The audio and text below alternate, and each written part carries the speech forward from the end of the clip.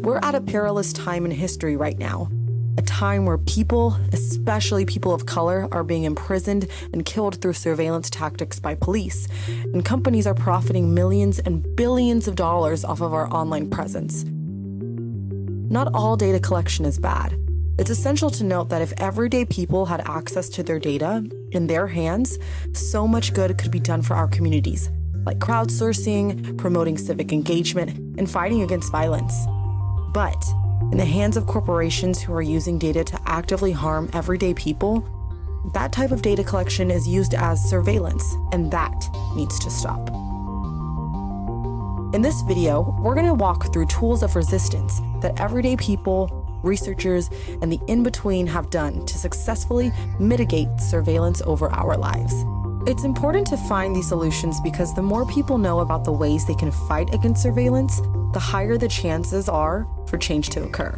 Not only will we share for you tools against surveillance, we'll also explore how data in the right hands for the people can be used to help all people live a better life. The first level of resistance is repurposement. Social media sites extract every bit of data from you and use it to keep everyone on their site. Used wisely, social media sites can be great places for organizing things that meaningfully help people, although as we discussed in episode 2, they might try to prevent you. The second level is opting out. Now, you don't have to become a digital hermit. It's not an option for many people to fall off the grid, and we don't expect you to. You can opt out on any level you choose. You can revoke location, microphone, camera, and contacts permissions. You can stop posting selfies and send personal information to people by texting, instead of passing it along a DM where Facebook can read it alongside your friend. Consider not linking various accounts together. Do your Discord friends really need to know what you're listening to on Spotify? Linking accounts gives the services access to your data off-platform. Possibly the easiest thing you can do is install uBlock Origin. It's an ad blocker, and ads are one of the worst offenders when it comes to tracking you across the web. Social media sites are really good at getting around ad blockers, so it won't protect you on their sites, but it will give them less data to integrate with. Switching to open source browsers, Brave or Tor, will improve your privacy for lots of reasons.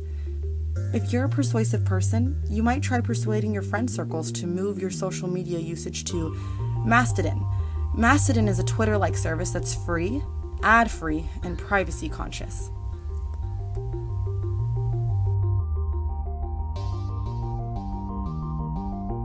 CV Dazzle was a project launched in 2010 that explores how fashion can be used as camouflage in facial recognition technology.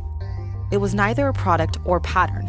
Rather, it was a concept and strategy that explored how people can appear recognizable to others, but unrecognizable on camera, existing in a dual state of perception. CV Dazzle was designed to combat the Viola Jones Haar Cascade algorithm, an object detection framework that became a foundational algorithm for facial recognition technology. CV Dazzle was a concept specifically working against the Viola Jones model, a framework that is now outdated.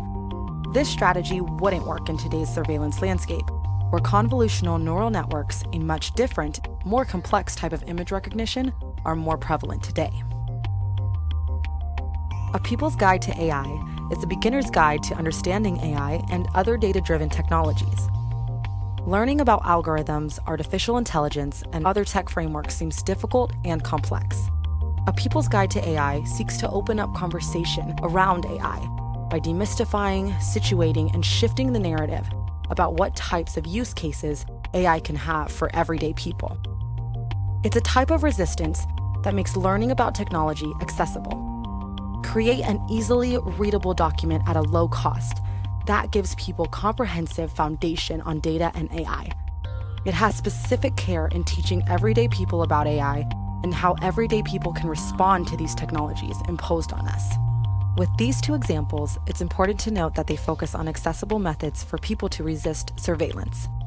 By either painting your face or by first learning purchasing a $7 PDF on AI is and how companies use them.